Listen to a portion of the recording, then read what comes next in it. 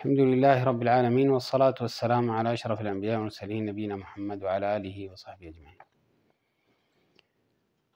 بھائیو، جیسے آپ جانتے ہیں کہ وقت کم ہوتا ہے اور بہت سی حدیثیں ہیں اور سنتے ہیں، اللہ تعالیٰ سے دعا ہے کہ ہم کو نبی صلی اللہ علیہ وسلم کی سنت پر ہی رکھے اور اس پر ہی موت دے۔ تو اعمال مسنونہ جو ہے بہت ہیں، اذکار مسنونہ بہت ہیں، تو یہ خیال کیا جائے کوئی لوگ بدعات کی طرف جاتے ہیں تو ان کو کہا جائے گا دین میں بہت اتنا چیزیں ہیں کہ انسان کرتے کرتے ہی سب کچھ نہیں کر پاتا، تو کیوں ہی وہ کام کرتے ہیں جو شریعت میں ہیں۔ آئیے مثال کے طور پر آج موضوع جو ہے عید کے بارے میں، نبی صلی اللہ علیہ وسلم عید الفطر کے دن نکلتے جب تک کہ آپ صلی اللہ علیہ وسلم چند کھجوریں نہ کھا لیتے، یہ روایت میں آتا ہے صحیح بخاری میں۔ اور اس میں یہ ہے اور یہ تاک کھاتے تھے، نبی عدد کھجوریں کھاتے تھے۔ نبی صلی اللہ علیہ وسلم آپ جانتے ہیں خطیب ہیں، تو گھر فجر پڑھی، پھر فجر کے بعد جب عید کا ٹائم آیا، لیکن اگر کوئی لوگ گھر سے،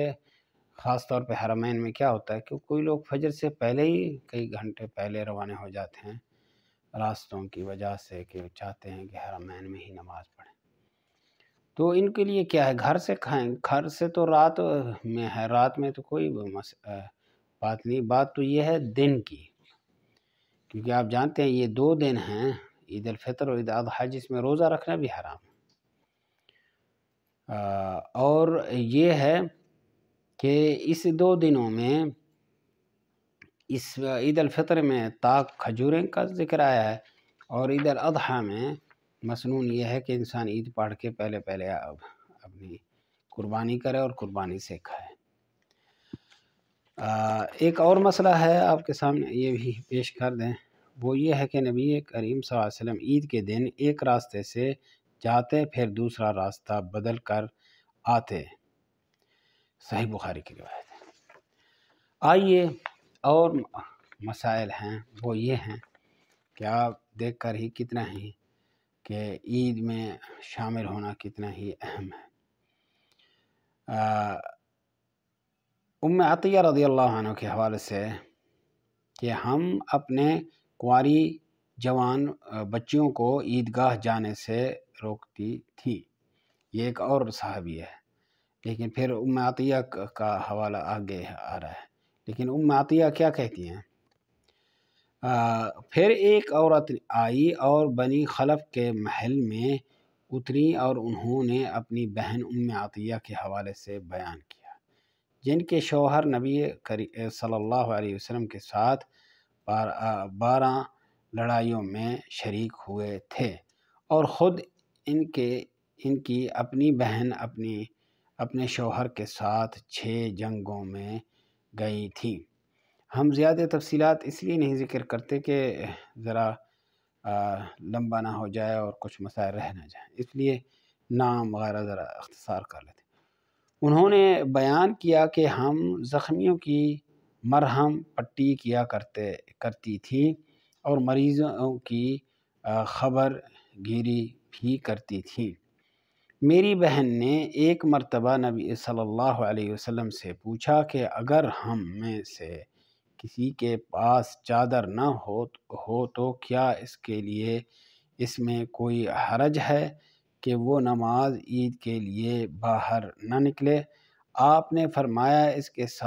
کی ساتھ ہی عورت کو چاہیے کہ اپنی چادر کا کچھ حصہ اسے بھی اڑا دے۔ تو اس سے معنی ہے بہت ہی وہ کپڑا ان کا جو کھلا ہوتا تھا، کوئی عورتیں ایسے پہنتی ہیں اللہ معاف کرے کہ بالکل ہی آگے پیچھے چپکا ہوتا ہے، اور بہت ہی یعنی جس کو ہم سریک میں تو سوڑا، یعنی بالکل ہی وہ تنگ زور سے ہی پہنتے نہیں، بلکہ عورت کا کپڑا جو ہے بہت ہی ہو، دیکھیں ابھی نہیں ہے اس کی ساتھی کہ وہ اس کو کیسے ملا لیا ایک ہی کپڑے میں، دیکھیں ماشاءاللہ، یعنی اتنا ہی بڑا کپڑا ہے۔ آپ نے فرمایا اس کی ساتھی عورت کو چاہیے کہ اپنی چادر کا کچھ حصہ اسے بھی اڑا دے، پھر وہ خیر کے مواقع پر اور مسلمانوں کی دعاؤں میں شریک ہوں، یعنی عیدگاہ جائیں۔ پھر جب عطیہ آئیں تو میں نے ان سے بھی یہی سوال کیا، انہوں نے فرمایا میرا باپ آپ پر فدا ہو، یعنی نبی صلی اللہ علیہ وسلم۔ ہاں، آپ صلی اللہ علیہ وسلم نے یہ فرمایا تھا، اور عطیہ جب بھی آن حضرت صلی اللہ علیہ وسلم کا ذکر کرتی تو یہ ضرور فرماتی کہ میرا باپ آپ صلی اللہ علیہ وسلم پر فدا ہو۔ انہوں نے کہا میں نے آپ کو یہ کہتے ہوئے سنا تھا کہ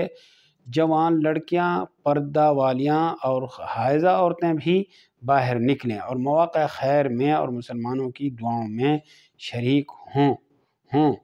اور حائضہ عورت جائے نماز سے دور رہے، یعنی نماز کی جگہ سے، یا حدیث کا لفظ ہے وَيَعْتَزِلْنَ الْمُصَلَّى۔ حفصہ رضی اللہ عنہ کہتی ہیں میں نے پوچھا کیا حائضہ بھی؟ تو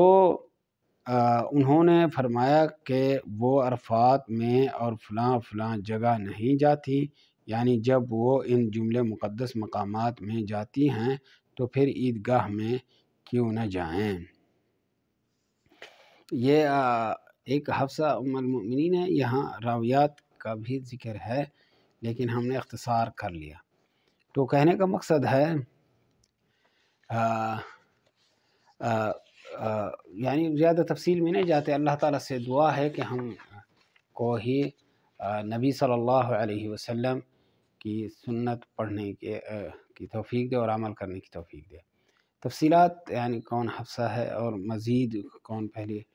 تو یہ اللہ تعالیٰ توفیق دے کہ دروس حدیث ہوں، تفصیل کے ساتھ ہم سنیں،